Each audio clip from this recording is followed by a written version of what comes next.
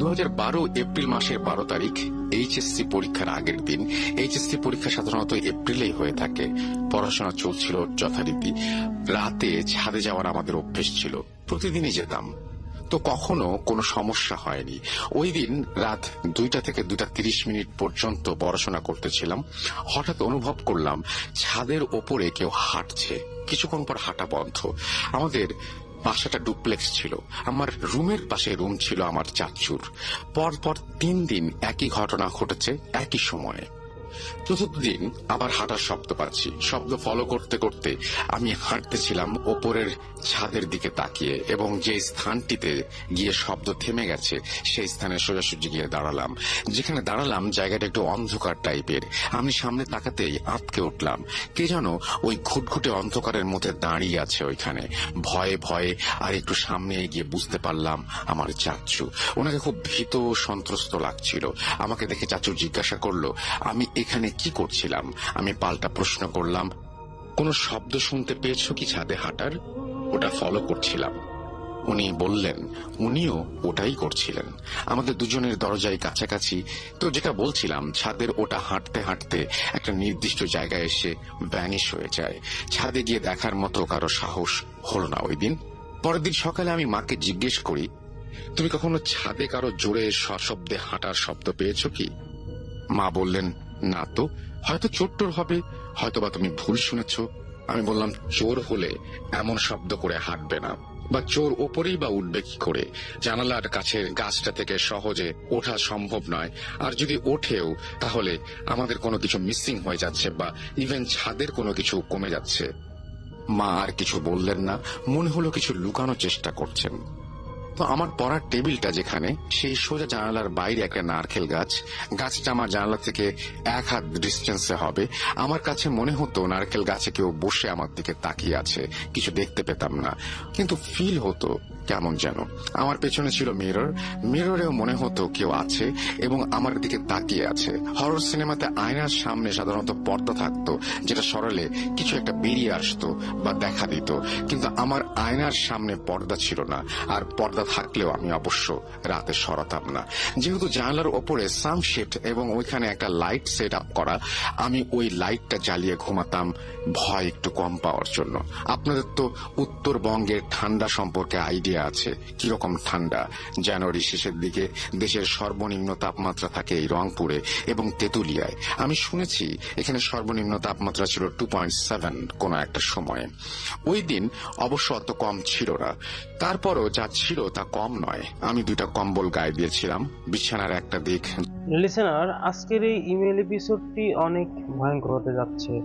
যারা আপনারা আজের রাসেল ভাইয়ের কণ্ঠে ঘটনা শুনতে চান, তারা অবশ্যই আমাদের সাথে যোগাযোগ করবেন, এই চ্যানেলের সাথেই থাকবেন। প্রতিদিন রাত 10টায় আমরা নতুন নতুন ঘটনা পাবলিশ করি, যেগুলো আজ রাসেল ভাইয়ার এবং অনেক অনেক ভয়ঙ্কর এবং বাছাই করা। লিসেনার্স, আমরা দেরি না করে সরাসরি ঘটনায় চলে যাব। তার আগে আপনারা যারা আমার চ্যানেলটিকে সাবস্ক্রাইব করেননি, তারা অবশ্যই চ্যানেলটিকে সাবস্ক্রাইব করবেন এবং এই ভিডিওতে একটি লাইক দিয়ে আজকে পর্যায়ক্রমভাবে 3টি ঘটনা শুনবো। চলুন চলে যাই ঘটনাতে। জানালার কাছাকাছি ছিল, মানে দেয়ালের সাথে। পড়তে পড়তে আমি কখন ঘুমিয়ে গিয়েছিলাম ঠিক খেয়াল নেই। হঠাৎ করে ঘুম ভেঙে যায় গভীর রাতে। সময়টা রাত 3টার মতো হবে। আমি রুমের লাইট জ্বালাতে যাব বলে বিছানা ছেড়ে উঠতে যাচ্ছিলাম। হঠাৎ চোখে পড়লো কেউ একজন দাঁড়িয়ে আছে ঠিক আমার বেডের পাশেই, কিন্তু ঠিক বুঝতে পারছিলাম না কে।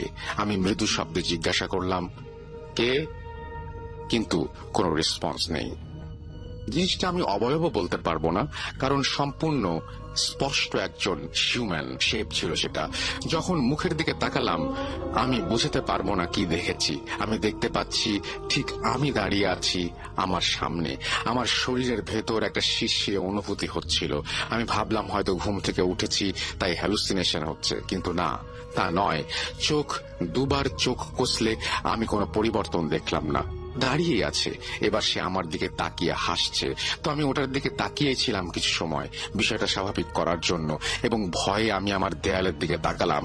আমার মনে হলো হৃদস্পন্দন বহুগুণে বেড়ে গিয়েছে, আর ওদিকে তাকানোর সাহসও পাচ্ছি না, কিন্তু কিউরিওসিটিও যাচ্ছে না। একটা বিষয় কি নিষেধ বস্তু বা দুর্লভ বা যেটা করা উচিত নয় সেটার প্রতি আমাদের আগ্রহ বেশি। যাই হোক, আমি তাকালাম। এবার আমি আর কিছু দেখতে পেলাম না। সামনের দিকে বা রুমের বাইরে এগোতেও সাহস পাচ্ছিলাম না। সময়টা ছিল বাটন ফোনের। আমি প্রথমে আমার বাসার সবাইকে এবং পরে বন্ধুদের এক এক করে ফোন দিচ্ছিলাম। কেউ আসতে পারুক আর না পারুক, কথা বলতে বলতে একটু সামনে এগুলেও কিছুটা সমস্যা হবে, কিন্তু কেউই ফোন ধরছিলেন না। এটাই স্বাভাবিক, কারণ রাত অনেক। নিরুপায় হয়ে এবার রিস্ক নিলাম। আমি আবার কিছু দেখতে পেতে পারি এই ভয়ে চোখ বন্ধ করে দরজা পর্যন্ত গিয়ে দরজা খুলে বাইরে বেরিয়ে আসি। এটা ছিল আমার প্রথম অভিজ্ঞতা। এই ঘটনা যখন বাসায় জানালাম, বাসা থেকে পরের দিনই একজন হুজুর ডাকা হলো। হুজুর অনেকক্ষণ সময় নিলেন, এরপর আমাকে জানালেন এই সমস্যা স্থানের শুধু আপনার ওপরেই হয়েছে। কারণটা হচ্ছে ওর গায়ের ওপর বাথরুম করা হয়েছে। এটার কারণে সে রেগে গিয়েছে এবং আপনার ওপরে ভর করেছে। জিনের গায়ে নাপাক জিনিস লাগলে তারা ক্ষিপ্ত হবারই কথা। পরে আপনি যদি ফ্রেশ হয়ে রুমে থাকতে পারতেন তাহলে সমস্যা হতো না। এরপর আমি অনেক দিন মালয়েশিয়াতে ছিলাম। ওখানে আমাকে প্রচুর সমস্যার সম্মুখীন হতে হয়েছে, যার জন্য আমি বাংলাদেশ থেকে বাধ্য হয়ে তাবিজ নিয়ে বালিশের নিচে রেখে ঘুমাতাম। যাই হোক, এই বিষয়ে পরে আসছি। আমি তখন বাংলাদেশে, সালটা 2015 হবে, সময়টা ঠিক বলতে পারছি না। আমি খুব অসুস্থ ছিলাম, যার কারণে মা আমার সাথে ঘুমিয়েছিল। আমি একলা ঘুমোতে চাইলেও মা আমাকে ঘুমোতে দিত না, কারণ ওইটাই আমার মায়ের আবার তুলা রাশি। আপনারা জানেন যে তুলা রাশির জাতকদের জিনের সাথে সম্পর্কের বিষয়টা। আমার ঘুম আসছিল না কেন জানো। আম্মু ঘুমিয়ে গেছেন। রাত 3টা থেকে 3:30 দিকে দেখতে পেলাম আম্মু খুব জোরে জোরে শব্দ করছেন মুখ থেকে। শব্দটা এমন যে কাউকে গলা চেপে ধরলে যেমন হয় ঠিক তেমন। আমি আম্মুকে জোরে ধাক্কা দিচ্ছিলাম, কিন্তু উনি কোনো রেসপন্স করছিলেন না। আবারও কয়েকবার ধাক্কা দেওয়ার পর উনি জেগে উঠলেন। আমি আম্মুর কাছ থেকে জানতে চাইলাম কি হয়েছে। উনি বললেন, না কিছু না, তুমি ঘুমাও। আমি মনে করছিলাম ওনাকে বোবা ধরেছে, সেরকম কিছু একটা হবে। সকালে আমি ওনাকে জিজ্ঞেস করলাম, আসলে কি হয়েছে আমাকে বলো, লুকানোর চেষ্টা করো না। এরপর উনি আমাকে যা বললেন, একজন জিন তাকে নাকি খুবই পেইন দিচ্ছে। সে এক এক সময় এক এক রূপ নিয়ে আসে, কখনো কোনো আত্মীয় স্বজন বা কখনো বাড়ির কাজের মেয়ে, এরকম কখনো কখনো গলা চেপে ধরে। আর সে যাকে দেখানোর ইচ্ছা তাকেই দেখাতে পারে। সে যদি তোমাকে দেখাতে চায় তুমিই দেখবে, আর কেউ দেখবে না। এই সমস্যার জন্য বাসা বন্ধ করা আছে, স্পেশালি আম্মুর রুমটা। আর একদিনের ঘটনা, আম্মু রুমে একাই। আব্বু তখন বাইরে ছিলেন। উনি বিছানায় কাত হয়ে শুয়েছিলেন। কোনো এক কারণে উনি ঘুরবেন, তো যথারীতি পেছনে ঘুরতে যাচ্ছিলেন। তখন উনি ফিল করলেন ওনার মাথা ও পা কেউ একজন চাপ দিয়ে ধরে রেখেছে। তো আম্মু এই বিষয়গুলো সমাধানও জানতেন, সেটা হলো নড়াচড়া করা। তাই এই জাতীয় বিষয়গুলো হলে শরীর নাড়াচাড়া করতে হয়। উনি হাত পা ছুঁড়ছিলেন এবং শরীর নাড়াচ্ছিলেন। একদম এরকম করতে করতে উনি ফিল করলেন ওটা সরে গেছে। অনেক ভয় পেয়েছিলেন ওই দিন। এভাবে চলছিল দিন রাত। মানুষের নিজের বাড়ির প্রতি একটা টান থাকে, আমারও ছিল, কিন্তু এরকম বিষয়গুলোর জন্য মনের মাঝে একটা খারাপ লাগা সবসময় কাজ করত। সময় পার হতে থাকে, এই বিষয়গুলো আমাদের বাড়িতে অন্য কেউ আসলে তাদের সামনেও ঘটতে শুরু করে। আর একদিনের ঘটনা, আমার ভাই এবং কাজিন এক রুমে বসে গল্প করছিলাম। সময়টা ছিল দিনে। হঠাৎ ওরা দেখতে পেল সামনে রাখা চেয়ারটা প্রচন্ড শব্দে সরে গেল। দুজন মুখ চাওয়াচাওয়ি করলো। কি ঘটনা, মনে হয় ভুল দেখেছে। একটু পরেই আবারও সেই একই রকম দৃশ্য। ওরা দুজন একদম অজ্ঞান হয়ে যাওয়ার মতো অবস্থা। ও, ছাদের রেলিংটার বিষয়টা বলা হয়নি। ছাদের রেলিং এ এক ধরনের শব্দ হতো, যেটা রেলিং এর ওপর আঘাত করার একটা শব্দ, এবং অনেকক্ষণ থাকে। এরকম শব্দ করত কেউ, মনে হয় হাতুড়ি দিয়ে কেউ রেলিং এর ওপরে বাড়ি দিচ্ছে। মূলত বাড়ি বন্ধ করার পর এটা ছিল আর এক কারণ। প্রতি রাতেই এই বিষয়টা ঘটতো। সাহস করে আমি একদিন চাচ্চু ছাদে যেতাম, কিন্তু ছাদে গিয়ে কখনো কাউকে পাওয়া যেত না। এই রেলিং এর শব্দে বাড়িতে যারা থাকতো তারা ঘুমাতে পারতো না ঠিক মতো। তবে আমি অভ্যস্ত হয়ে গিয়েছিলাম। আবার এমন কিছু শব্দ যেটা হচ্ছে কোনো বয়স্ক লোক ছাদে লাঠিতে ভর দিয়ে হাঁটলে যেমন ঠকঠক শব্দ হয় তেমন। আমি মালয়েশিয়াতে একদিনের ঘটনা, আমি আমার বন্ধু একসাথে থাকতাম অনেক দিন, একই বিছানায় আমরা ঘুমাতাম। ও আমার বিষয়ে কিছুটা জানতো। যথাসময়ে আমরা ঘুমাতে গিয়েছিলাম। আমি একটু আগে ঘুমিয়ে পড়েছিলাম। অনেক রাতে আমার বন্ধু চিৎকার করে লাফিয়ে ওঠে। আমার ঘুম ভেঙে যায় এবং আমিও অনেক ভয় পেয়ে যাই। আমি জিজ্ঞেস করলাম কি হয়েছে। ও প্রচন্ড ঘেমে একাকার। আমি ওকে পানি এনে দেই। আমি বললাম, কি হয়েছে বল। ও আমাকে বলল, আমি ফিল করলাম আমার হাতে কিছু পশমের মতো স্পর্শ করেছে। তখন আমি বুঝতে পারিনি কি হয়েছে। হঠাৎ একটা হাত আমাকে চেপে ধরেছে, যেটা লোমে পরিপূর্ণ। তাই আমি প্রচন্ড ভয়ে চিৎকার করে উঠেছি। আমাদের এখানে বিড়াল জাতীয় প্রাণী আসার কোনো সম্ভাবনাই নেই, তাহলে এটা কি ছিল? আর এই ব্যাপারটা আমার সাথে ঘটেছে স্বপ্নের মাঝে কিছু একটা আমার ভেতরে ফিজিক্যালি চলে আসা। একদিনের ঘটনা, আমি রাত্রে ঘুমিয়ে আছি, আমি হঠাৎ স্বপ্নে দেখলাম একটা ছায়া জানালার গ্লাসের ভেতর ভেদ করে আমার কাছে চলে আসলো এবং গলা চেপে ধরলো। আমি গলা ছাড়ানোর চেষ্টা করছি এবং এত ছুটে যাওয়ার চেষ্টা করছি, কিন্তু কোনোভাবেই ছাড়াতে পারছিলাম না। আমি ঘুমাচ্ছিলাম, পরবর্তীতে আমার ঘুম ভেঙে যায়, কিন্তু আমি অবয়বটার মুখ দেখতে পাচ্ছিলাম আর চিৎকার শুনতে পাচ্ছিলাম, সাথে লা ইলাহা ইল্লা আনতা সুবহানাকা ইন্নী কুনতু মিনাজ জালিমিন পড়ছিলাম। পরে আমার ওই রুমমেট ফ্রেন্ড আমাকে ধাক্কা দেয় এবং সবাই আমার রুম থেকে চলে আসে। তখন ওটা চলে যায়।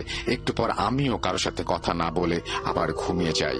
আমার চোখ তখন রক্তের মতো লাল ছিল।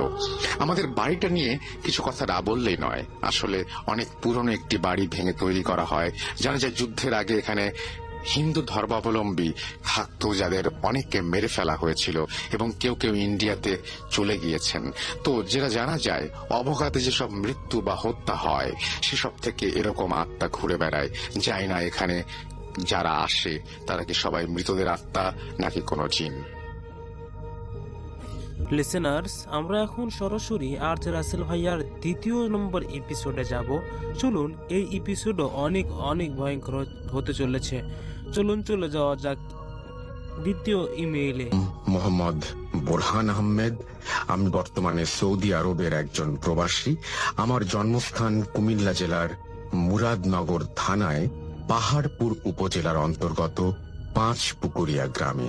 আর সেখানে আমার এবং আমার বন্ধুর সাথে ঘটে যাওয়া একটি রোমহর্ষক ঘটনাই শোনানোর চেষ্টা করব আপনাদের।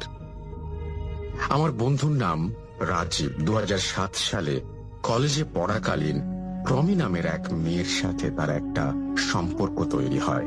প্রথমে কলেজের বন্ধু বান্ধবের মধ্যে ব্যাপারটা কেউ না জানলেও বছর খানেকের মধ্যে সেটা জানাজানি হয়ে যায়। সত্যি বলতে তারা দুজনকে অনেক ভালোবাসতো। তবে ঝামেলা বেঁধে যায় 2012 সালের মাঝামাঝি একটা সময়ে। প্রমির মা আগে থেকেই রাজীবের সাথে সম্পর্কের ব্যাপারটা জানলেও প্রমির বাবা ব্যাপারটা জানতেন না। তিনি বিভিন্ন জায়গা থেকে মেয়ের জন্য বিয়ের সম্বন্ধ আসতে থাকায় একটা সময় তিনি মেয়ের বিয়ে দিতে রাজি হন। কিন্তু ব্যাপারটা প্রমি মেনে নিতে পারছিল না। তাই বাধ্য হয়ে তার মাকে দিয়ে বাবাকে সবটা জানায়। আর বন্ধু রাজীব তখন মাত্র অনার্স 3rd ইয়ারে, আর তার পরিবারের আর্থিক অবস্থাও খুব একটা ভালো ছিল না বললেই চলে। সবটা জানার পর প্রমির বাবা আমার বন্ধু রাজীবের সাথে মেয়ের বিয়ে দিতে নারাজ। তার স্ত্রী আগে থেকে সবটা জানার পরেও তাকে কিছু না জানানোয় তিনি বেশ ক্ষিপ্ত হয়ে যান এবং তার স্ত্রীর ওপর চাপ সৃষ্টি করতে থাকেন মেয়েকে বিয়েতে রাজি করানোর জন্য। তবে প্রমিকে কোনোভাবেই অন্য কোথাও বিয়ে করতে রাজি করানো সম্ভব হচ্ছিল না।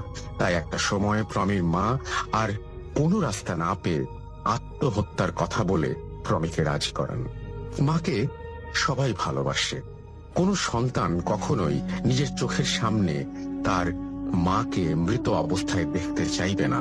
তাই প্রমিও সেদিন তার মায়ের মুখের ওপর কিছুই বলতে পারেনি।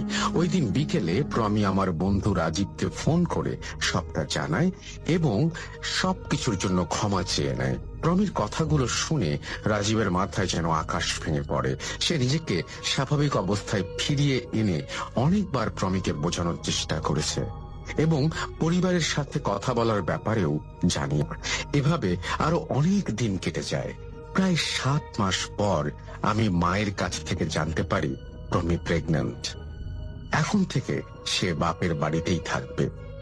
বেশ অনেক দিনের বন্ধুত্ব থাকায় প্রমিকে কংগ্রাচুলেট করতে ওই দিন বিকেলে আমি আর আমার মা ওদের বাড়ি যাই।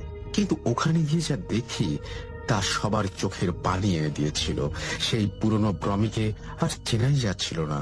চোখের নিচে কালো দাগ পড়ে গিয়েছে, আর জীর্ণ শীর্ণ শরীর। ওকে দেখে প্রচন্ড রকমের অসুস্থ মনে হচ্ছিল। আন্টিকে ওর এরকম আচরণ বা এরকম অবস্থার কথা জিজ্ঞেস করলে তিনি বলেন, প্রমি প্রায় 3-4 মাস ধরে অসুস্থ। অনেক ডাক্তার দেখিয়েছে, কিন্তু কেউ সেভাবে কিছু বলতে পারে না। হয়তো প্রেগনেন্সির জন্য এরকম হতে পারে। কিন্তু সত্যি বলতে প্রমির অবস্থা নিজের চোখে বিশ্বাস করার মতো ছিল না। মনের গভীরে এক প্রকার দুঃখ নিয়ে আমরা সেদিন ওদের বাড়ি থেকে চলে আসি। এর ঠিক 3 দিন পর আমি আর আমার মা আবারও প্রমিদের বাসায় যাই। কিন্তু প্রমির অবস্থা দেখে এবার আরো বেশি চমকে উঠি। সবচেয়ে বেশি অবাক করা বিষয় হলো, মাত্র 3 দিনে ওর ওজন প্রায় 2.5 কেজি কমে গিয়েছে। চোখের সামনে এমন দৃশ্য দেখে আমার মনে একটু সন্দেহ জাগতে থাকে। তাই প্রমির মাকে একজন ভালো হুজুর দেখাতে বলি।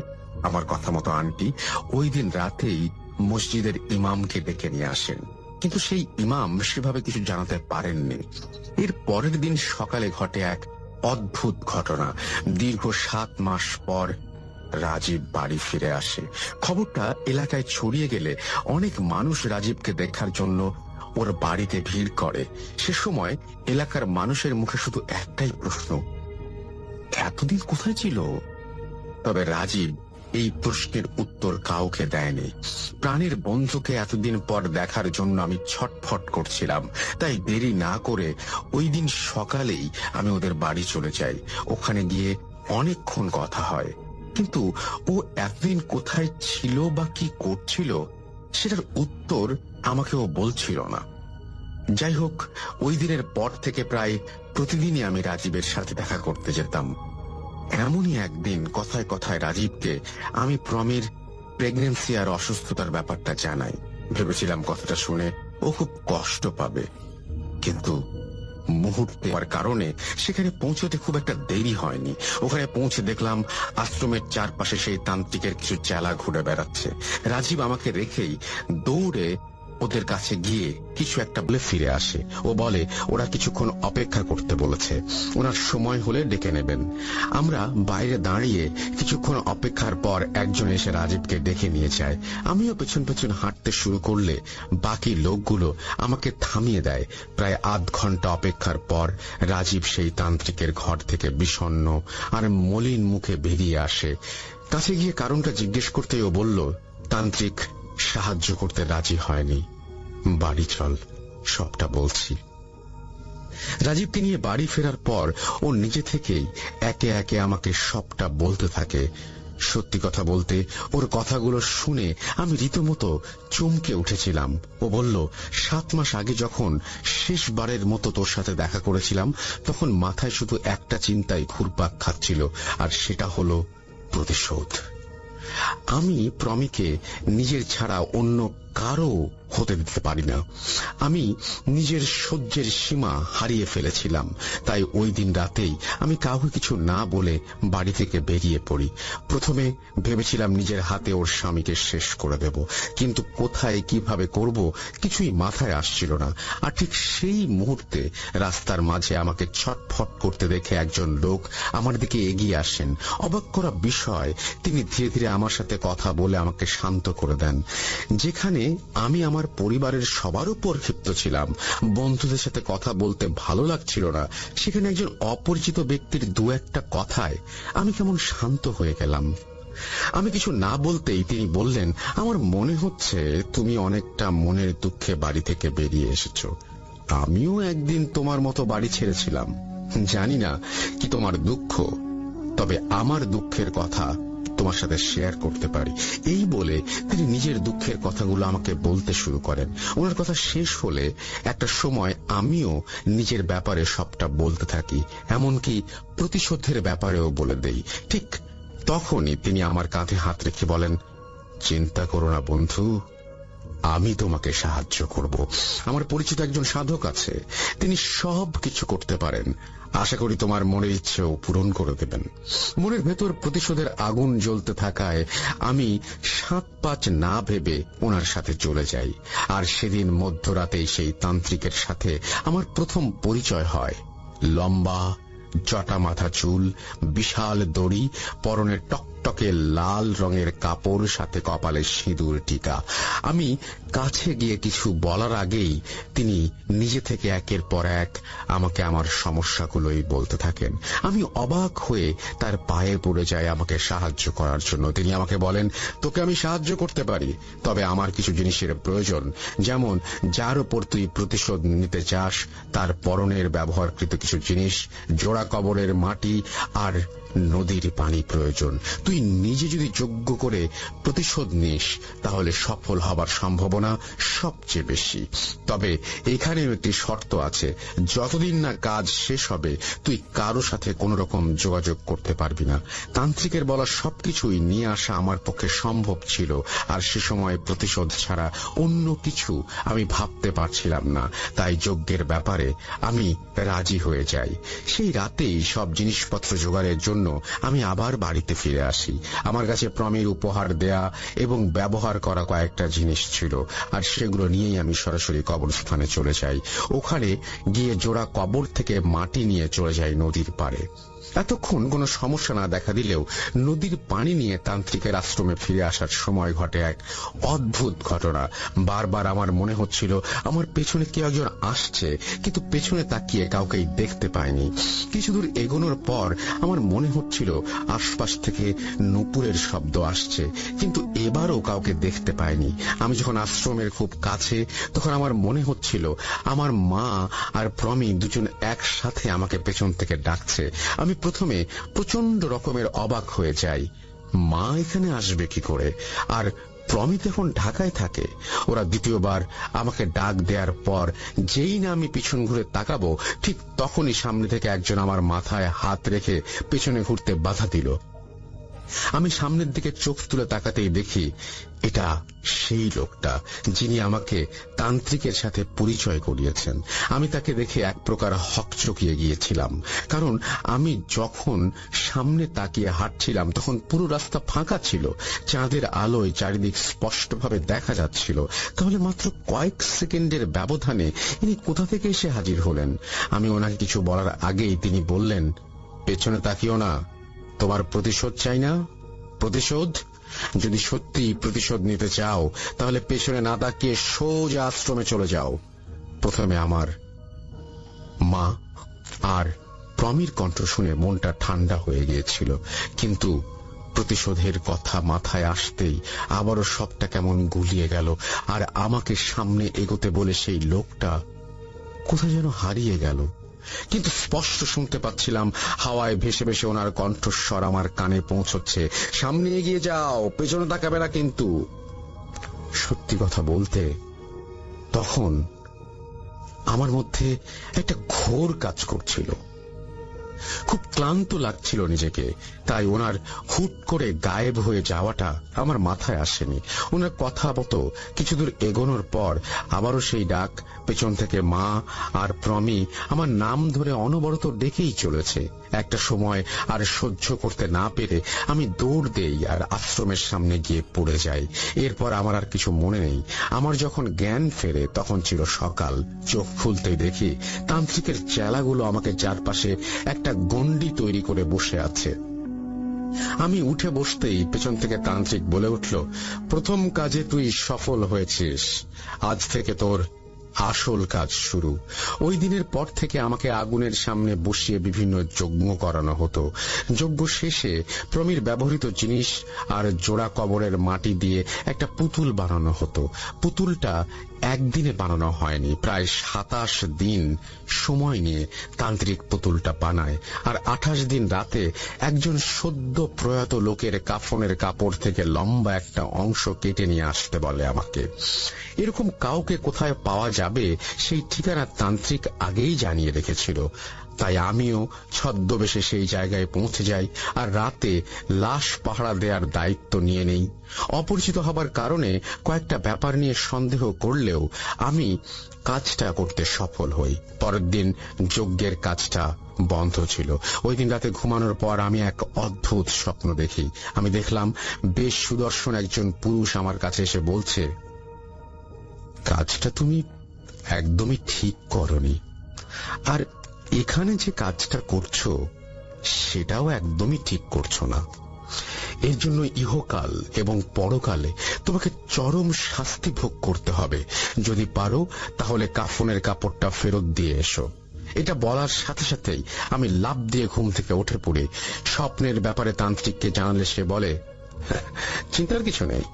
কিন্তু পরক্ষণেই তিনি নিজেই তাড়াহুড়া করতে থাকেন পুতুলের কাজ সম্পন্ন করার জন্য। তিনি একে একে সবাইকে উঠিয়ে মন্ত্র পড়তে বলেন, আর সবার মাঝে একটা পেন্টাগন আঁকিয়ে আগুন জ্বালিয়ে পুতুলটাকে মাঝখানে রাখেন। এরপর তিনি সেই কাফনের কাপড়টা দিয়ে সেটাকে মন্ত্র পড়তে পড়তে ফুঁদতে থাকেন এবং দড়ির মতো ব্যবহার করে সেটাকে পুতুলের সাথে বেঁধে দেন। আমি দূরে দাঁড়িয়ে স্পষ্ট দেখতে পাচ্ছিলাম মন্ত্র শেষ হবার সাথে সাথে পেন্টাগনের মাঝখানে থাকা আগুনের শিখা দ্বিগুণ উচ্চতায় উঠে যাচ্ছিল। কিছুক্ষণ পর তান্ত্রিক আমাকে কাছে ডেকে বলেন, পুতুলের কাজ সম্পূর্ণ হয়েছে, খুব দ্রুতই তোর প্রতিশোধের কাজটাও সম্পূর্ণ হয়ে যাবে। ওই দিনের পর পুতুলটার সাথে কি হয়েছিল বা আরো কি কি করা হয়েছিল সেটা আমার জানা নেই। এতদিন আমি বাড়ি ফিরে আসতে পারিনি, কারণ আমার ভালো লাগছিল না, তাই ফিরিনি। তবে সে সময় আমি মাঝে মাঝে স্বপ্ন দেখতাম প্রমির স্বামী কোনোভাবে কষ্ট পাচ্ছে। ব্যাপারগুলো আমার কাছে বেশ ভালো লাগছিল। তবে তখন আমার খেয়াল ছিল না এই যজ্ঞের কারণে প্রমিও কষ্ট পাবে। প্রতিশোধের সবটাই ভালোভাবে চলছে দেখে একটা সময় বাড়ির লোকের কথা ভেবে খুব মন খারাপ হচ্ছিল, তাই ফিরে এসেছি। কিন্তু প্রমিকে দেখে আজ আমি নিজেকে ধরে রাখতে পারিনি। আমি যখন তান্ত্রিকের কাছে সাহায্যের জন্য গেলাম তখন সে বলল, এটা সম্ভব নয়। এই কাজটা একবার শুরু হয়ে গেলে আর বন্ধ করার ক্ষমতা কারো নেই। আমি অনেকবার তাকে অনুরোধ করেছি, কিন্তু কাজ হয়নি। এটা ছিল দীর্ঘ 7 মাসে কাটানো রাজীবের দিনগুলোর কথা। ওই রাতে আমি রাজীবের বাড়িতেই থেকে যাই। সত্যি বলতে কিছু বলার মতো ভাষা আমার ছিল না। যা হোক, পরদিন সকালে নিজেদের মধ্যে কথা বলে আবারও সেই আশ্রমে যাই তান্ত্রিকের সাথে কথা বলতে। প্রায় 2.5 ঘন্টা অপেক্ষা করে তান্ত্রিকের সাথে কথা বলার সুযোগ হলেও এবারও কোনো লাভ হবে না। একটা উপায়ের কথা বলে দেয়, আর সেটা হলো কালো জাদু করা পুতুলটা নদীর পানিতে ফেলে দিয়ে আসা হয়েছে। যদি ওই পুতুলটা কোনোভাবে খুঁজে নিয়ে আসা যায় তাহলেই শুধুমাত্র একটা সমাধান করা সম্ভব। কিন্তু আমাদের জন্য সেই পুতুলটা খুঁজে বের করা অসম্ভব। স্রোতের টানে কোথায় হারিয়ে গিয়েছে সেটা কেউ জানে না। এদিকে দিন দিন প্রমির অবস্থা আরো খারাপ হতে থাকে। ডাক্তারের কাছে নিয়ে যাওয়ার পর সব ধরনের চেক আপ করে ডাক্তার স্পষ্টভাবে বলে দেন, যদি প্রমির শারীরিক অবস্থা এরকমই থেকে যায় তাহলে বাচ্চাটাকে আর বাঁচানো সম্ভব হবে না। তাই আমি আর রাজীব হন্যে হয়ে হুজুরের খোঁজ করতে থাকি, কারণ এবার ধর্মের উপর বিশ্বাস রাখা ছাড়া আর কোনো উপায় ছিল না। হয়তো আমাদের চেষ্টার কারণে আল্লাহ আমাদের একটা সুযোগ করে দিয়েছিলেন। সৌভাগ্যবশত কুমিল্লা শহরেই আমরা একজন হুজুরের খোঁজ পাই। তার কাছে গিয়ে পুরো ঘটনা বলার পর তিনি অবাক হয়ে যান, কারণ একজনের ক্ষতি করার জন্য যে ব্যক্তি তান্ত্রিকের সাথে নিজেই যজ্ঞ করেছে সেই সমস্যার সমাধান খুঁজে বের করা খুবই কষ্টকর। তবুও তিনি আমাদের কাছ থেকে কিছুটা সময় চেয়ে নেন। 2 দিন পর তিনি আমাদের কাছে ফোন করে ওনার বাড়িতে ডাকেন। ওখানে বাড়িতে যাবার পর তিনি যা বলেন তা ছিল ভয়ঙ্কর। তিনি বলেন, রাজীব যে তান্ত্রিকের কাছে গিয়েছিল সে প্রচন্ড শক্তিশালী একজন। নিজের ক্ষমতা বৃদ্ধি করার জন্য কারো গর্ভে থাকা সন্তানের মৃত্যু ঘটানো তার জন্য জরুরি ছিল। তার সে পোষা কিছু জিনের মাধ্যমে রাজীব আর প্রমির খোঁজ পায়। আর যে রাতে রাজীব প্রতিশোধ নেবার জন্য বেরিয়েছিল সেই রাতে এক বদ জিনকে দিয়ে রাজীবকে বিভিন্নভাবে প্রভাবিত করে, অর্থাৎ ব্রেইন ওয়াশ করে তার আশ্রমে নিয়ে আসে এবং ওকে কাজে লাগিয়েই স্বার্থ সিদ্ধির কাজগুলো করিয়ে নেয়। তান্ত্রিক আগে থেকেই প্রমির গর্ভে সন্তান আসার আভাস পাচ্ছিল, তাই রাজীবকে অপেক্ষা করিয়ে 4 মাস পর্যন্ত যজ্ঞের কাজ করিয়েছে এবং 4র্থ মাসে পুতুলটা নদীতে ফেলে দিয়ে এসেছে। এছাড়াও আরো 2টো তাবিজ আছে, কিন্তু কোথায় আছে সেটা আমি বলতে পারি না। তাই এই সমস্যার সমাধান করা খুব কঠিন। হুজুরের কথাগুলো শুনে রাজীবের মাথায় যেন আকাশ ভেঙে পড়ে। নিজের ক্ষমতা বৃদ্ধির জন্য এতদিন তাকে ব্যবহার করা হয়েছে এবং 2 জন মানুষের মৃত্যু ডেকে নিয়ে আসা হয়েছে। ও নিজের ওপর খুব অনুতপ্ত ছিল সে সময়। এরপর আমি হুজুরকে অনেক রকম অনুরোধ করতে থাকি কোনো একটা রাস্তা বের করে দেবার জন্য। তিনি একটা রাস্তার কথা জানালেও সেটার কোনো নিশ্চয়তা ছিল না। তিনি মূলত কাঁটা দিয়ে কাঁটা তোলার কথা ভাবছিলেন, অর্থাৎ তিনি ব্ল্যাক ম্যাজিক দিয়ে ব্ল্যাক ম্যাজিক কাটাতে চাচ্ছিলেন। দুদিন পর পূর্ণিমার রাত থাকার কারণে তিনি আমাদের দুজনকে প্রমির ব্যবহৃত জিনিস, জোড়া কবরের এক মুঠো মাটি আর ওই নদীর পানি নিয়ে আসতে বলেন। হুজুরের কথা মতো দুদিন পর পূর্ণিমার রাতে আমরা এলাকার কবরস্থানে যাই জোড়া কবরের মাঝখান থেকে মাটি নিয়ে আসার জন্য। ওখানে গিয়ে মাটি নেওয়া পর্যন্ত কোনো সমস্যা না হলেও মূল সমস্যা শুরু হয় কবরস্থান থেকে বেরিয়ে আসার সময়। কবরস্থান থেকে বেরিয়ে আসার সময় গেটের পাশে একটা বিশাল পুকুর আছে। হঠাৎই মনে হলো পুকুরে কেউ যেন ঝাঁপ দিল, কিন্তু আমাদের আশেপাশে তো কেউ ছিল না। পেছনে ঘুরে তাকানোর আগ মুহূর্তে মনে হলো কেউ যেন আমাদের কাঁধে হাত রেখে একটা নিঃশ্বাস ছাড়লো, খুব ঠান্ডা একটা বাতাসের মতো। আমি পেছনে তাকানোর আগেই রাজীব পেছনে তাকিয়ে শক খেয়ে গিয়েছিল। আমি ওর মুখের দিকে তাকিয়েই দেখি ওর পুরো মুখ লাল হয়ে আছে, ঘাম ঝরছে, সাথে চোখগুলো বড় বড় করে কিছু একটার দিকে প্রচন্ড ভয় আর আতঙ্ক নিয়ে তাকিয়ে আছে। আমি পেছনে ফিরে তাকানোর পর যা দেখলাম তা বর্ণনাতীত। আমি তাকিয়ে দেখি প্রায় 9 থেকে 10 ফুট লম্বা একটা কালো ছায়া আমার পেছনে দাঁড়িয়ে আছে। ওটা দেখতে একদম মানুষের আকৃতির হলেও কোনো অঙ্গ প্রত্যঙ্গ স্পষ্টভাবে দৃশ্যমান ছিল না।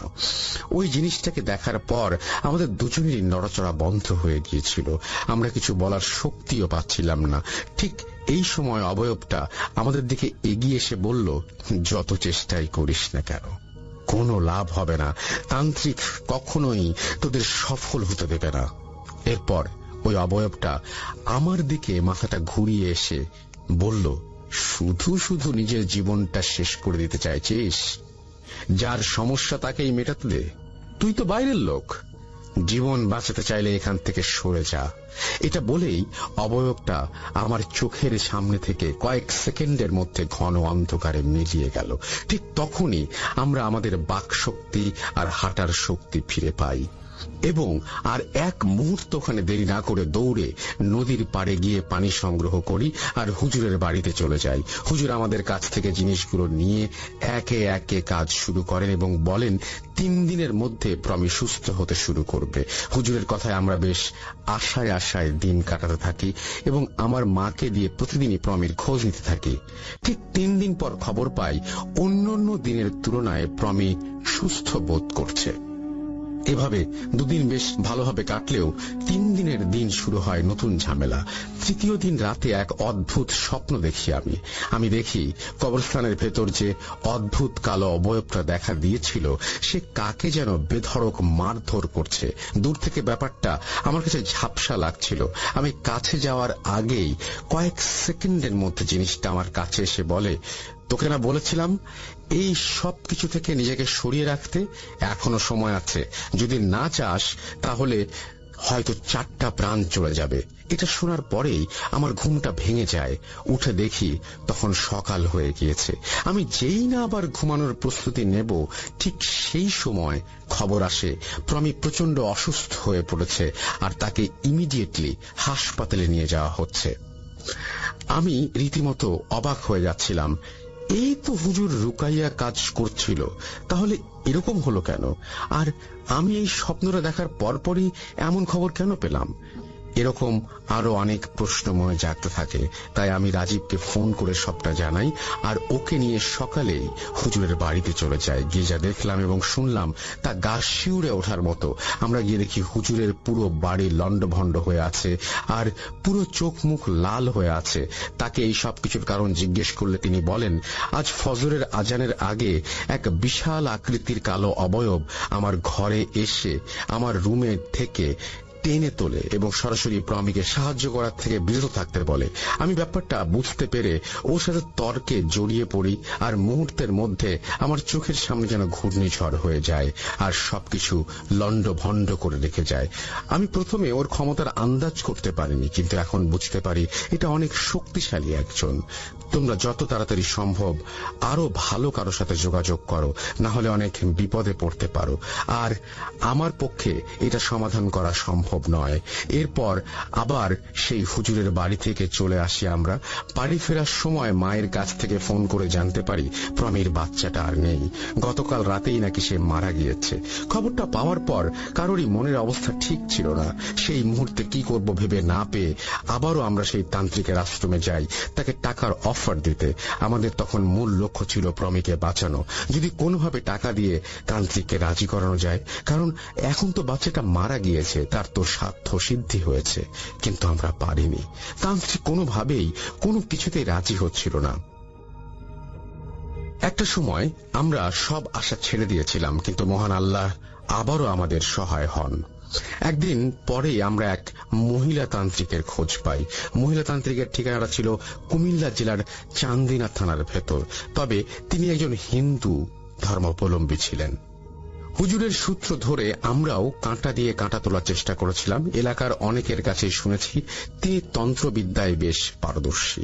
আমরা অনেকভাবেই অনেক প্রতিকূল পরিবেশ কাটিয়ে মহিলা তান্ত্রিকের সাথে কথা বলার সুযোগ পাই।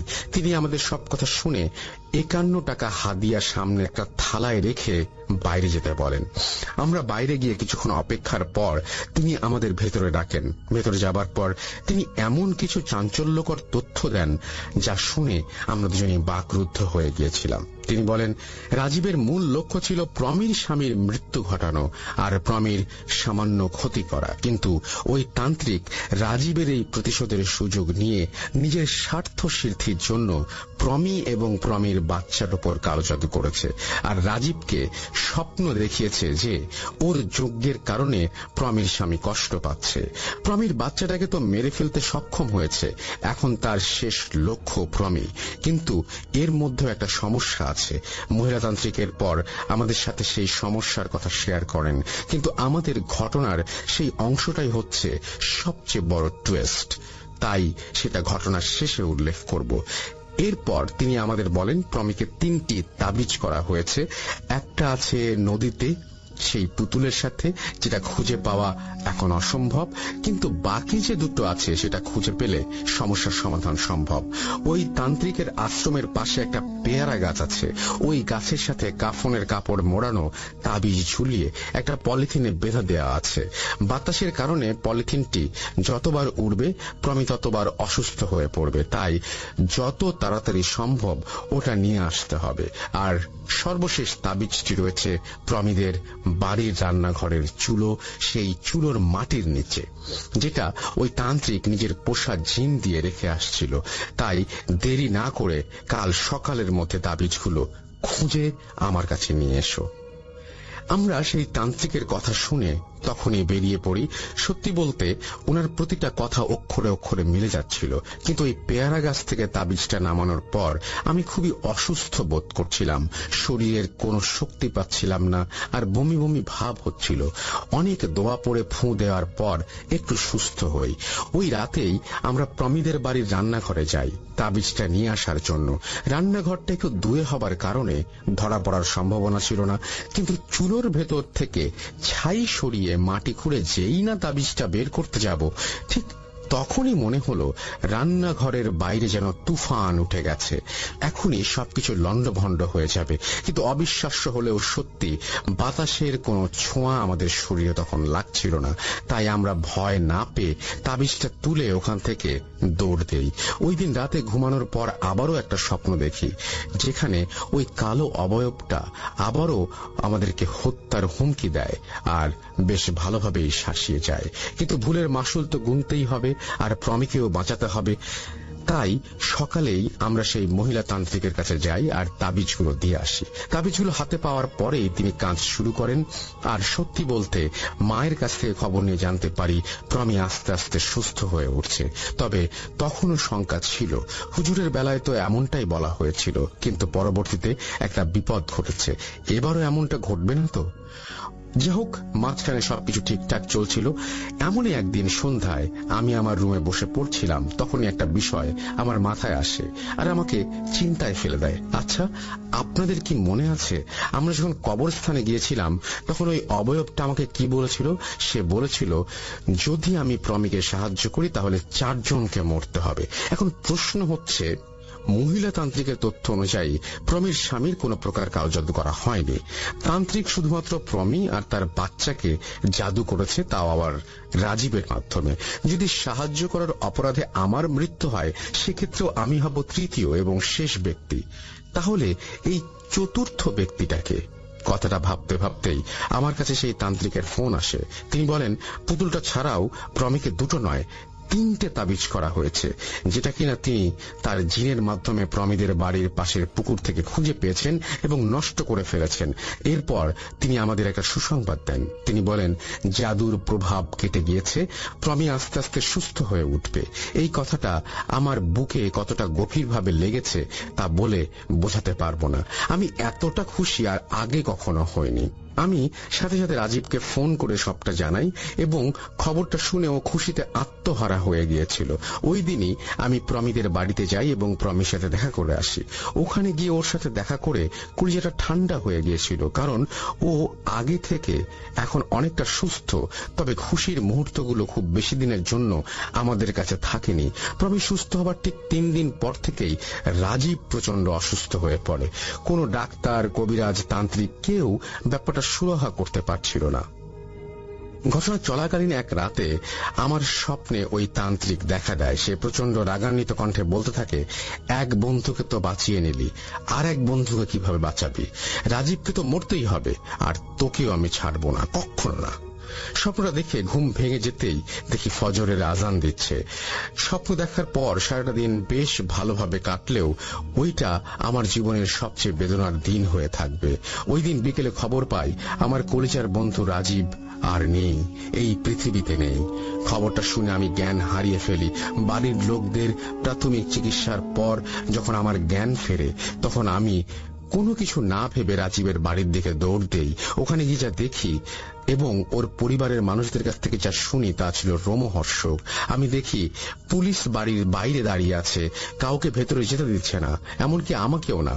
পরে রাজীবের বাবার কথায় আমাকে ঢুকতে দেয়। রাজীবকে দেখার সাহস আমার ছিল না, তাই ওর বাবার কাছে মূল ঘটনাটা জানতে চাই। তিনি বলেন, রাজীব দুপুরে গোসল করার জন্য বাথরুমে গিয়েছিল, কিন্তু দুপুর গড়িয়ে বিকেল হলেও ওর কোনো সারা শব্দ পাওয়া যাচ্ছিল না। প্রথমে ভেবেছিলাম অসুস্থতার কারণে অজ্ঞান হয়ে গিয়েছে, কিন্তু দরজা ভেঙে যাওয়ার পর দেখি রক্তাক্ত রাজীবের লাশ মেঝেতে পড়ে আছে। এরপর তিনি আর কিছু বলতে পারেননি। আমি অনেকটা সাহস জুগিয়ে ভেতরে যাবার পর দেখি রাজীবকে একটা চাদর দিয়ে ঢেকে দেওয়া হয়েছে, মেঝেতে শুইয়ে রাখা। আমি কাছে যেতেই একজন চাদর সরিয়ে দেওয়ার পর যা দেখলাম তা বর্ণনা করতে গিয়ে আমার শরীর শিউরে ওঠে। আমি দেখলাম ওর পুরো শরীরে আঁচড়ের দাগ আর গলায় 3টা আঙুলের মোটা ছাপ। এটা কোনো মানুষের পক্ষে করা সম্ভব নয়। বন জঙ্গলে বাঘ বা ভাল্লুক গাছে আঁচড় কাটলেও যেমন মোটা আর গভীর দাগ দেখা যায়, রাজীবের শরীরেও ঠিক তেমনটাই ছিল। ওই দিন পুলিশ ওর লাশটা পোস্টমর্টেমের জন্য নিয়ে যেতে চাইলেও ওর বাবা নিয়ে যেতে দেয়নি। এরপর একে একে ওর গোসল, জানাজা আর দাফন সম্পন্ন হয়। ঘটনার পর 1 সপ্তাহ আমি কারোর সাথে কথা বলতে পারিনি। রাজীবের শোকে আমি যেন পাথর হয়ে গিয়েছিলাম। ঠিক এমনই এক রাতে ঘুমানোর পর আমি স্বপ্নে দেখি রাজীব আমার কাছে এসেছে। সে বলছে, বন্ধু, মেয়েটিকে বাঁচাতে সাহায্য করার জন্য তোকে অসংখ্য ধন্যবাদ।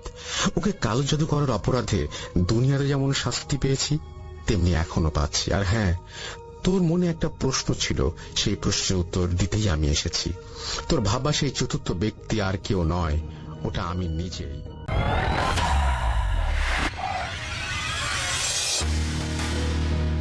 Welcome back. শুনছেন রেডিও ফুর্তের এফএম। ঘড়িতে সময় এক্স্যাক্টলি 1:37 আমি রাসেল আছির সাথে, এবং একটার পর একটা দারুণ দারুণ ঘটনা শুনছি। এখন যেটা করব সেটা হচ্ছে আরো একটা ঘটনা যাব। আমাদের সঙ্গে আরো একজন অতিথি আছেন, তার সাথে আমরা কথা বলবো এবং আপনার প্রথমে নামটা বলবেন, তারপর আপনার ঘটনায় যাব আমরা, এবং আপনি কোথা থেকে এসেছেন সেটা একটু কাইন্ডলি বলবেন। ধন্যবাদ রাসেল ভাই। আমি মোহাম্মদ রাজবীর খান আরিফ, জি আসছি উত্তরা দক্ষিণখান থেকে। জি বলেন। তো রাসেল ভাই, ঘটনা যেটা বলবো ওটা হচ্ছে 2008 সালে ঘটনা। তো 2008 সালে মানে আমার ফুপ্পি মারা যায়, যার ফলে আমার স্কুল থেকে আমার আব্বু আম্মুর সাথে মানে গ্রামে চলে যাই দাদার বাড়িতে। তো গ্রামে যাওয়ার পর 3 দিন পর যে একটা অনুষ্ঠান করা হয়, সে অনুষ্ঠান করানোর পর আম্মু বিকাল দিকে নানুর বাড়িতে চলে যায়। যার ফলে নানুর বাড়িতে যাওয়ার পর মানে রাত্রের দিকে মামা, আমি, আব্বুর কাছে মানে ফোন আসে যে নানু মানে শ্বাসকষ্ট হয়েছে আর কি, সেজন্য আর্জেন্ট একটু বাড়িতে আসলে ভালো হয়। আচ্ছা। তো মামার সাথে মামা বলতেছে আমাকে যে বাড়িতে যাবো কিনা। তো মামা আমাকে বলতেছে যে আমিও সাথে যেতে আর কি। তো তাই বাইক নিয়ে আর কি আমরা যাবো, রওনা দিব। সে ব্যবস্থা করে আমরা বের হয়েছি বাইক নিয়ে। তো আব্বু বলতেছে আব্বু সকালবেলা আসবে, তো আমি চলে যেতে আর কি, আমি আর মামা। তো আমি বাইক ড্রাইভ করতে চাইছিলাম, কিন্তু আব্বু নিষেধ করাতে আমাকে আর ড্রাইভ করতে দেয়নি, বলছে মামাকে ড্রাইভ করতে। তো মামা ড্রাইভ করতেছে, মানে একটা বাজার গেছিল আর কি, বাজার থেকে। তো আমাকে বলছে যে আমি মামাকে বললাম যে মামা আমি ড্রাইভ করব, তুমি আমাকে দাও। তো ড্রাইভ করতেছি। তো ড্রাইভ করার মাঝপথে হেডলাইটের যে আলোটা, এই আলোটার যে আলোতে মানে আমার চোখে পোকা পড়ে আর কি চোখে। যার ফলে মামা আমাকে বলে যে হেলমেট পরে নিতে। তো হেলমেট পরে যাচ্ছি, তো হঠাৎ মানে মশা হেলমেটের গ্লাসে পড়ে মানে গ্লাসটা নষ্ট হয়ে যায়। যার ফলে আমি আবার হেলমেটটা খুলে আবার সামনের দিকে যাচ্ছি।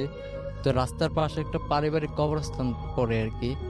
তো পারিবারিক কবরস্থানটা তো আমি ক্রস করার সময় ডিপার দিয়ে মানে বাইকের ডিপার দিয়ে হেডলাইট বাড়ি দেওয়ার সময় একটা কালো কাপড় পরা একটা মহিলা দাঁড়িয়ে আমাদেরকে সিগন্যাল দিতেছে। তো মামা বলতেছে যে এখানে একটু গাড়িটা স্লো করো, দেখো কি বলে।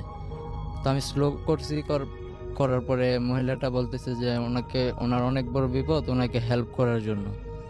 তো মামা বলতেছে যে কি হেল্প, বলতেছে আপনারা তো এরকম গ্রামে যাবেন, তো আমাকে এই গ্রামটায় নামিয়ে দিন। তো মামা বলতেছে যে আমি এই গ্রামে যাব, তো আপনি এটা কিভাবে জানেন। তো মামার মনে একটা মানে গটকা লেগে যায় আর কি। তো মামাকে বলতেছে যে আপনি এরকম চেয়ারম্যানের নাতি বা এই যে এরকমের ছেলে না। তো মামার মানে মনে মানে আপনাদের পরিচয় জানতে পারলো, হ্যাঁ। কিন্তু মেইন ঘটনাটা কি ঘটেছিল সেটা বলেন। তারপরে মামা বললো যে তুমি চলে যাও, মানে নেওয়া যাবে না ওনাকে। তো যাওয়ার পরে আবার মামা কি মনে করে আমাকে বলতেছে যে মহিলাটা মনে হয় বিপদে পড়ছে, জি। তো আমি বাইকটা নিয়ে যাই। তো মামার সাথে আমি বসলাম, মানে মামাকে বললাম যে আমি ড্রাইভ করি। তখন মামা ড্রাইভ করতেছিল। পরে আমি ড্রাইভ করে যখন আসতেছি, তো আমার গিয়ার মানে তখন নতুন শিখতেছিলাম আর কি বাইক। তো গিয়ার মানে থার্ড গিয়ারে থাকার ফলে মানে গাড়ির স্টার্টটা কবরস্থানের সামনে এসে মানে স্টপ হয়ে যায়। যার ফলে চাঁদের আলোতে যতটুকু আমি দেখতে পাই মানে ওই মহিলাটা ওই জায়গাতে নেই, কবরস্থানের ভিতরে গেছে। তো কবরস্থানের ভিতরে যে মানে কবর থেকে মানে মাটি খুঁড়তেছে। তো আমিও চুপ করে দেখতেছি, মামাও চুপ করে দেখতেছে। তো দেখার পরে মানে কবরটা খুঁড়ে আপনার ছোট একটা যে পিচ্ছি বাচ্চা আর কি, এরকম বাচ্চা ধরনের একটা কিছু খুলে, যে আপনার যদি একটা মানুষকে যদি অনেক দিন পানিতে রাখা হয় একটু সাদা সাদা এরকম টাইপ হয়ে যায়, ওই বাচ্চাটা এরকম টাইপের আমি যতটুকু চাঁদের আলোতে দেখতে পারছি। মাঝখানে দুইটা পার মাঝখানে ধরে টান দিয়ে মানে ছিঁড়ে ফেললো। তো মানে কিছু হাত দিয়ে কিছু একটা ঢুকে আপনি নিজের চোখে দেখেছেন? হ্যাঁ।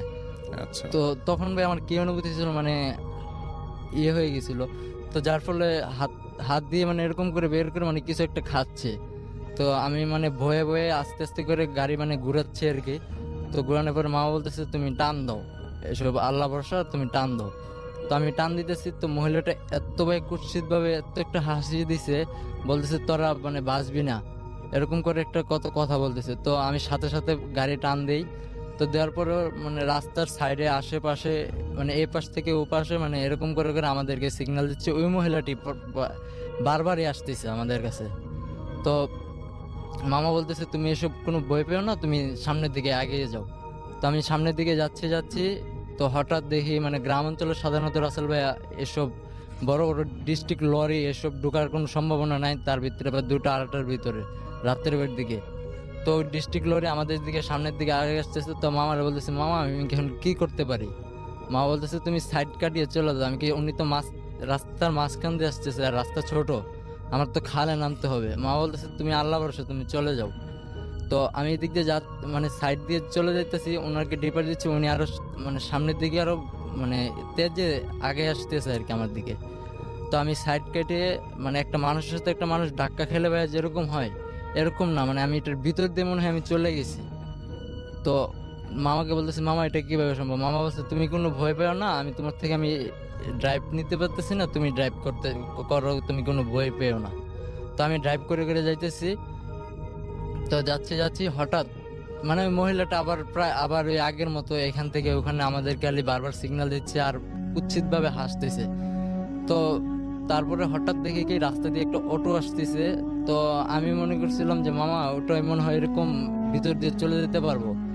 তো আমি অটোটাকে দেখে আমি সাইড দিয়ে চলে যাচ্ছি। তো অটোটা হঠাৎ করে আমার মানে এই সাইড দিয়ে এসে তো আপনার হাতের সাথে বাড়ি খেয়ে মানে আমার গ্লাস ভেঙে আমি ভিতরে পড়ে সেন্সলেস হয়ে যাই। এই হচ্ছে ভাই আমার ঘটনা। Thank you so much. আপনার ঘটনার জন্য আপনাকে অনেক ধন্যবাদ। এবং আমি দেখতে পাচ্ছি যে আমাদের এখানে অনেকেই লিখছেন। মেহেদি সিএস কে আমাদের এখানে লিখেছেন, রিমা খান আমাদের এখানে লিখেছেন আজকের স্টোরি শুনে অনেক ভয় লাগছে। নীরব হুসাইন আমাদের সঙ্গে আছেন কেরানীগঞ্জ থেকে, আমাদের সঙ্গে আছেন দেখতে পাচ্ছি। এছাড়াও মেহেদি আমাদের সঙ্গে আছেন দেখতে পাচ্ছি। এছাড়াও অচেনা আচ্ছা আমাদের সঙ্গে আছেন স্বপ্ন নীল, এমডি হজরত আলী আমাদের সঙ্গে আছেন দেখতে পাচ্ছি। এছাড়াও এই মুহূর্তে আর জে কপ আমাদের সঙ্গে আছেন, এমডি আচ্ছা পড়তে পারলাম না নামটা, আমাদের সঙ্গে আছেন রাসেল চৌধুরী, আমাদের সঙ্গে আছেন ইয়াসিন শাফিন, আমাদের সঙ্গে আছেন আরো অনেকেই। আমাদের যে ভূত এফএমের যে পেজটা রয়েছে সেই পেজ থেকেও আমি পড়বো, এখন পড়ছি রেডিও ফুর্তির পেজ থেকে। আমাদের সঙ্গে আছেন দেখতে পাচ্ছি মামুন, আমাদের সঙ্গে আছেন মোহাম্মদ ওসমান সাদি, এছাড়াও আমাদের সঙ্গে আছেন শুভ দত্ত সৌরভ বাগেরহাট থেকে, নীরব হোসাইন আমাদের সঙ্গে আছেন দেখতে পাচ্ছি আরো অনেকেই।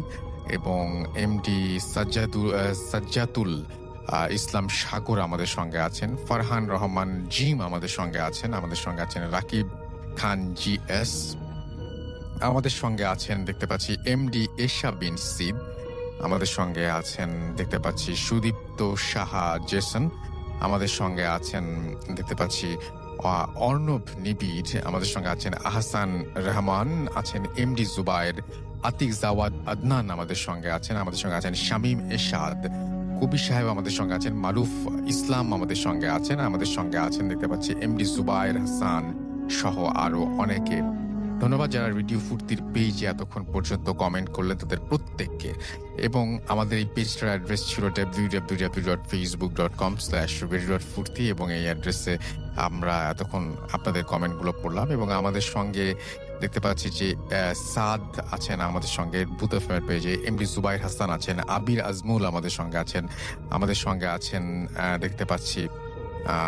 এখানে আসলে একজনই অনেক বার করে পাঠাচ্ছেন যে জন্য একটু ডিফিকাল্ট হচ্ছে। আমাদের সঙ্গে আছেন দেখতে পাচ্ছি আরো অনেকেই। এবং আমাদের এই পেজটির অ্যাড্রেস হচ্ছে www.facebook.com/radio.furti।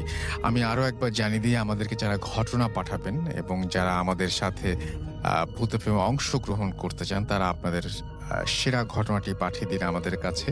এবং ঘটনা পাঠাতে হলে খুব ইজি একটা প্রসেস আপনাকে ফলো করতে হবে। আমাদের ইমেল অ্যাড্রেসটা আপনাকে কাইন্ডলি মনে রাখতে হবে। এবং আমাদের ইমেল অ্যাড্রেসটা হচ্ছে bhutfm@radiofurti.fm which is bhutfm@radioforti.fm। আপনার নাম, ঠিকানা এবং ফোন নাম্বার সহ আপনার জীবনে ঘটে যাওয়া বা আপনার জানা সেরা ঘটনা লিখে পাঠিয়ে দিন আমাদের কাছে।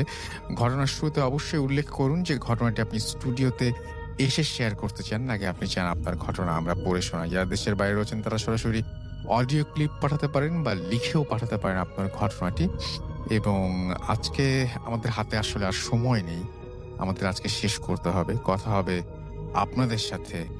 আমরা এখন আমাদের একটা চমৎকার ঘটনায় যাব। আমাদের নতুন একজন অতিথি এসেছেন তার কাছে, তারপরে তো বাবু ভাই আছেন। সুতরাং আমি এটাই বলছি যে আপনাদের অপেক্ষা করতে হবে। আজকের এই ঘটনাটি চমৎকার একটি ঘটনা, আমরা চলে যাচ্ছি। সেই ঘটনায় যিনি ঘটনা বলবেন তিনি তার নাম, পরিচয়, কোথা থেকে এসেছেন। সো আমরা সরাসরি আসসালামু আলাইকুম ডিয়ার লিসেনার আরজে রাসেল ভাইয়া, আশা করি সবাই অনেক অনেক ভালো আছেন। প্রথমেই আমি আমার পরিচয় দিতে চাই। আমি মাহমুদ শোয়েব, আমি বগুড়ার এয়ারপোর্ট এলাকা থেকে বলছি। ভাইয়া, আমি আজকে যে ঘটনাটি বলবো এটা একটা ভয়ঙ্কর ঘটনা। যাই হোক, এই ঘটনাটি একজন ট্রাক ড্রাইভারের সাথে ঘটে যাওয়া ঘটনা। তো চলুন ঘটনা শুরু করা যাক। গল্পটা ছিল রহমত আলীর। রহমত আলী প্রায় 15 বছর ধরে ট্রাক চালান রাতে, এবং রাতের রাস্তায় তার কাছে দিনের আলোর মতোই চেনা। একবার তিনি যশোর থেকে মাল নিয়ে ফিরছিলেন চট্টগ্রামের দিকে, এবং রাত তখন প্রায় 1:30 কি 2টা বাজে। তিনি হাইওয়ের একটা ফাঁকা অংশ দিয়ে যাচ্ছিলেন। চারিদিকে ঘন জঙ্গল, রাস্তার দুপাশে একটানা নিস্তব্ধতা, আকাশে মেঘ, তাই চাঁদের আলো বেশি ছিল না। একটু একটু বাতাসও হচ্ছিল। রহমত আলী গান শুনতে শুনতে এক মনে ড্রাইভ করছিলেন। হঠাৎ গাড়ির হেডলাইটে দেখলেন রাস্তার মাঝখানে একজন একজন মহিলা দাঁড়িয়ে আছেন। মহিলাটি পরনে সাদা শাড়ি আর পিছনের অংশ এটা তার ট্রাকের দিকে ফেরানো। এত রাতে এমন ফাঁকা রাস্তায় একজন মহিলা কি করছেন, এটা ভেবেই রহমত আলীর খটকা লাগলো। তিনি স্বাভাবিকভাবেই হর্ন বাজালেন এবং যাতে মহিলাটি সেখান থেকে সরে যায়। প্রথমবার হর্ন দিতেই মহিলাটি একটুও নড়ল না, কিন্তু রহমত আলী ভাবলো হয়তো সে ঘুমিয়ে পড়েছে, সেখানে কিছু সমস্যা হয়তো হয়েছে। তিনি গতি কমিয়ে আবার জোরে হর্ন দিলেন। এবার মহিলাটির কোনো প্রতিক্রিয়া নেই। রহমত আলীর বাধ্য হয়ে ব্রেক বসে ট্রাকটি থামালেন, এবং মহিলাটি তখন তার ট্রাক থেকে মাত্র 2 ফুট দূরে। তিনি দরজা খুলে বাইরে মাথা বের করে একটু ধমকের সুরেই বললেন, এই যে রাস্তা থেকে সরুন, কি করছেন ওখানে? মহিলাটি তখনও নিশ্চল ভাবে দাঁড়িয়ে আছে, কিন্তু এইবার রহমত আলী একটি জিনিস লক্ষ্য করলেন যা তার মেরুদণ্ড দিয়ে ঠান্ডা স্রোত বইয়ে দিল। মহিলাটির পা দুটো মাটির দিকে ছিল না, তিনি যেন মাটি থেকে 1 ইঞ্চি উপরে ভাসছিলেন। ভয়ে রহমত আলীর হাত পা কাঁপতে শুরু করলো। তিনি তড়িঘড়ি করে ট্রাকে উঠে দরজা বন্ধ করে যাবেন, ঠিক তখনই ঘটনাটি ঘটল। আসল ভাইয়া, এরপর ধীরে ধীরে সেই মহিলাটি ঘাড় ঘুরিয়ে তার দিকে তাকালেন। আশ্চর্যজনক ভাবে মহিলাটির মুখে কোনো চোখ বা নাক বা ঠোঁট কিছু ছিল না, কেবল চামড়া দিয়ে মোড়ানো একটি মিশ্রণ মুখমণ্ডলী। আর যেখানে চোখ থাকার কথা সেই জায়গা দুটোতে টকটকে লাল আলো, কেউ কেউ মনে টার্গেট লাইট মেরেছে, এরকম টাইপের। ভয়াবহ সেই চেহারা দেখে রহমত আলীর মুখ দিয়ে আর কোনো শব্দ বের হলো না। ভয়ে তিনি চিৎকার করতেও পারলেন না। মহিলাটি তখন অত্যন্ত দ্রুত গতিতে ট্রাকের দিকে এগিয়ে এলো, এবং রহমত আলীর মুহূর্তের মধ্যে তার হুঁশ ফিরে পেলেন। তিনি কোনো মতে গিয়ার দিয়ে পুরো গতিতে ট্রাক দিলেন এক টান। পিছনে ফিরে তাকানোর সাহসও তার ছিল না, কিন্তু তিনি অনুভব করলেন যেন একটা ঠান্ডা নিঃশ্বাস তার ট্রাকের পিছনে কাচের উপরে এসে পড়েছে। তিনি একটানা আধা ঘন্টা পাগলের মতো ট্রাক চালিয়ে একটা বাজারের কাছে এসে তবেই থামলেন। এবার পরের দিন তিনি যখন সেই রাস্তা দিয়েই ফিরে যাচ্ছিলেন, তখন স্থানীয় একজন লোক তাকে বলেছিল ওই জায়গায় বহু বছর আগে এক সন্তান হারা মহিলাকে খুন করা হয়েছিল। রাতের বেলা নাকি প্রায় তাকে দেখা যায়। সেই দিনের পর থেকে রহমত আলী রাতে আর কখনো ওই রাস্তায় একা বা গান শোনা কোনোটাই করে না। এছাড়া আপনারা শুনতে পারলেন যে ঘটনাটি, ছোট্ট একটি ঘটনা, ট্রাক ড্রাইভার রহমত আলী ভাইয়ের ঘটনা। তিনি আমাদেরকে আরো একটি ঘটনাও পাঠিয়ে দিয়েছিল যে ভাইয়া আমি যখন প্রথম গাড়ি চালাই, মানে এটা দ্বিতীয় নম্বর ঘটনা। চলুন আমরা সেই দ্বিতীয় নম্বর ঘটনাটি পড়ে আসি। বলছে যে শহীদ ভাইয়া, আপনার এখানে অনেকেই যাচ্ছে ঘটনা বলার জন্য। আমি অনেক দূরে থাকার কারণে আমি আপনার স্টুডিওতে যেতে পারলাম না। তা আমিও সেভাবে বললাম যে ভাই আমার তো স্টুডিও নাই, আমি জাস্ট কাছের কেউ আসলে আমার বাসায় বসে এই ঘটনাটা রেকর্ড করি। তো বলতেছে ভাই আমি যে ঘটনাটি মানে আপনাকে লিখে দিব ভাই, আসলে সেই সময়টাও আমার কাছে নাই, আমি আপনাকে ঘটনাটি শোনাতে চাই। হ্যাঁ, আপনি ঘটনা যদি ফোনেই 15-20 মিনিট একটু যদি ওর ঘটনা শুনতেন, আপনি এই ঘটনা অনেক সুন্দর করে বলতে পারবেন ভাই, প্লিজ আপনি আমার এই ঘটনাটি শুনুন যদি সময় হয়। তো আমি বললাম ঠিক আছে বলুন, আমি ভূত ফিল্ম শুনতে খুব ভালোবাসি। আমি প্রথমত আবারও বলতে চাই, যারা আমাকে ফোন দিয়ে ভূত ফিল্ম মানে শোনাতে চান আপনাদের কি হয়েছিল আমাকে জানাতে পারেন, সেটাকে কেন্দ্র করে আমি একটা বড় ঘটনা তৈরি করতে পারবো। আপনারা আমাকে যদি বলেন ভাই আপনার সাথে কথা বলবো এবং আমার সাথে ঘটে যাওয়া ঘটনা আছে এই ঘটনাটি আপনি শেয়ার করবেন, দেন আমি রাজি, সমস্যা নেই, আপনি ঘটনা শুনতে চাই। আবার অনেকেই যদি মেইল করতে চান তো মেইল করবেন। তো আমাদের কথা আমরা দ্বিতীয় নম্বর ঘটনায় যাব। লিখেছেন যে আসসালামু আলাইকুম রাসেল ভাইয়া, আমি যে ঘটনাটি শেয়ার করব এটা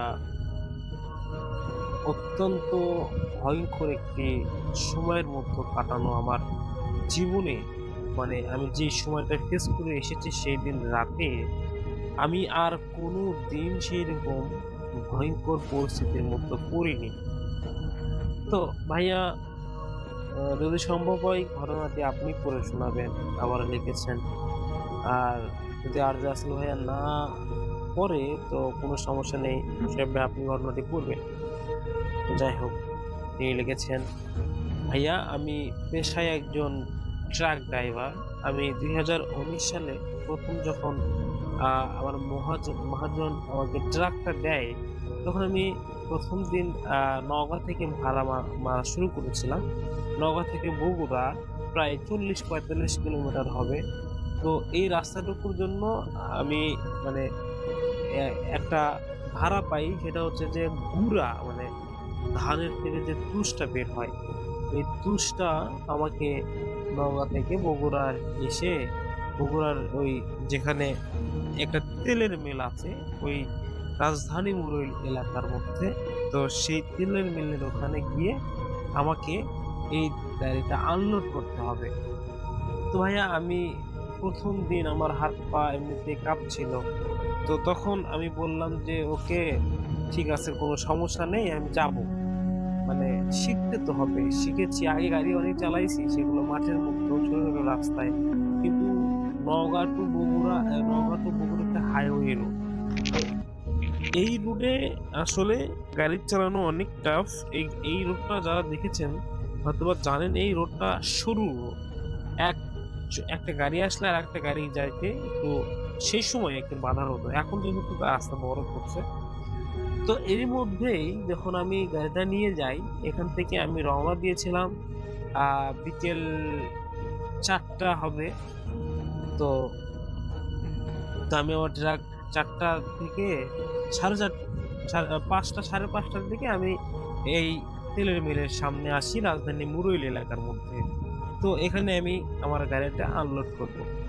আমি চিন্তা ভাবনা করছিলাম যে আমি যদি এই গাড়িটা নিয়ে 4 মাথার দিকে যাইতে পারি, তাইলে কিছু না হলেও 2-3 জন যদি লোক আমি কেবিনে উঠাইতে পারি, তো 2-3 জন লোক আমাকে আমার দুপুরের খাবারের টাকাটা হবে। দেখুন লোকটা আমার কোথায়। তো তারপরে আমি চার মাথা গেছি। যাওয়ার পথে আমি যখন দুইটা লোকও পেয়েছি, একজন ছিল মুরব্বি, মানে আর একজন ছিল ওই যে মাজারে থাকে না এমন একটি লোক। আমার গাড়িতে উঠছে কেবিনের মধ্যে, দুইজন 200 টাকা। তো আমি বললাম ঠিক আছে যাই। তো ওখানে চার মাথা থেকে লোক তুলতে তুলতে আমার 6টা কি 6:30 বাজে। তো এরপরে আমাদের মানে নগর উদ্দেশ্যে আমি রওনা করছি। তো আমি আস্তে আস্তে দরগাহাট নামে মানে দরগাহাট নামে একটা জায়গা আছে, স্ট্যান্ড আছে, মানে রাজধানী মোড়ের ওভারটেক করে যে স্ট্যান্ড দরগাহাট নামে। তো সেখানে আমি সেদিক দিয়ে যাইতে যাইতে আমি সামনে আর একটা বড় বাজার পড়ে, যেটা হচ্ছে ঈদের সময় গরুরও হাট লাগে, সেটা হচ্ছে বিবির পুকুরের হাট। তো সেখানে কোন একটা গাড়ি যেন অ্যাক্সিডেন্ট করেছে। তো অ্যাক্সিডেন্ট করা গাড়ি এমন ভাবে রাস্তার ভিতরে পড়েছিল যে এত গাড়ির জ্যাম পড়েছিল, আর দুই পাশে বাজার থাকলেও সেই দিকে যাওয়ার কোনো অবস্থা নেই। যেতে হলে ওই যতক্ষণে ওই গাড়িটা বাসটা সরে যাবে তারপরে ওদিকে যেতে হবে আমাদেরকে। তো আমি তারপরে চিন্তা ভাবনা করলাম এখন কতক্ষণ এখানে বসে থাকবো। তো মানে আমার মহাজনকে ফোন দিলাম যে ভাইয়া, যে আমি কিভাবে যাব এখানে, আজকে তো অবস্থা খারাপ, এখানে তো রোড অবরোধ করছে অ্যাক্সিডেন্টের কারণে, কোনো গাড়ি যাতায়াত করে দিচ্ছে না। তখন আমার মহাজন বলে যে তুমি পিছনে 2 কিলো যাও, দেখো দরগাহাট নামে এবার কাহালু থানা, যেদিকে ওইদিকে কাহালু থানার ভিতর দিয়ে তারোলা হয়ে একটা সিঙ্গেল রুট আছে, যেটা গ্রামের মধ্য দিয়ে, মানে ফাঁকা জমি জামার মধ্য দিয়ে আর কি। তো আমি ওখানে প্রায় 3 ঘন্টা 4 ঘন্টা 5 ঘন্টার মতো আমি জ্যাম খাটার পরে মহাজনে ফোন দিয়েছি। তো আমি তারপরে গাড়ি ঘুরে নিয়ে, সবাই যখন পিছন দিয়ে যাচ্ছিল তখন আমিও যাচ্ছিলাম। তো যেতে যেতে প্রায় রাত 1:30 বাজে আমি 5 পীর নামে একটা এলাকা, মানে দুপচাচিয়ার আশেপাশে, তো ওই জায়গাতে একটা মাজার আছে। তো আমার পাশে একটা যে মুরব্বী লোক উঠেছিল, তো সে ঘুমাচ্ছিল। তো এরপরে আমি যখন ওই 5 পীর মাজারের সামনে যাই, হঠাৎ করে কি যেন একটা আমার গাড়ির ছাদের উপরে থাম করে একটা শব্দ হয় এই রাতের বেলা। এই শব্দের কারণে আমার ওই আরেকটা মুরব্বী লোক যে ছিল আমার গাড়িতে, সেও লাফ দিয়ে উঠেছে, আমিও লাফ দিয়ে উঠেছি, এবং আমি সাথে সাথে জোরে একটা ব্রেক ধরার কারণে ওই যে মুরব্বী, যে দাড়িওয়ালা মানে পীর ভক্তর মতো যে মানুষটি আরেকজন উঠেছিল, সে ওই ব্রেকের কারণে ওই ড্যাশবোর্ডে, আমার গাড়ির ড্যাশবোর্ডের সাথে ধাক্কা লেগে তার মাথা কেটে যায়। তো সে রক্ত দেখে সে আমাকে বলতেছে, তুই আমাকে অপবিত্র করেছিস, তোরা কেউ বাঁচবি না, তুই আমাকে অপবিত্র করেছিস। তো সামনেই মাজার ছিল, আমি মাজার পার হয়ে আসছি। তো সেই মাজারের ওই রাস্তাটুকু এমন ভাবে আমার গাড়িটা মানে যাচ্ছিল, মানে মনে হচ্ছিল যে আমার গাড়িটা কেউ কাঁধে নিয়ে যাচ্ছে, মানে এইভাবে যাচ্ছে গাড়িটা। আমি গাড়িটা কোন দিকে যাচ্ছে, আমি চালাচ্ছি ঠিকই, কিন্তু গাড়িটা যাচ্ছে কোন দিকে এটা আমি বুঝতেছি না।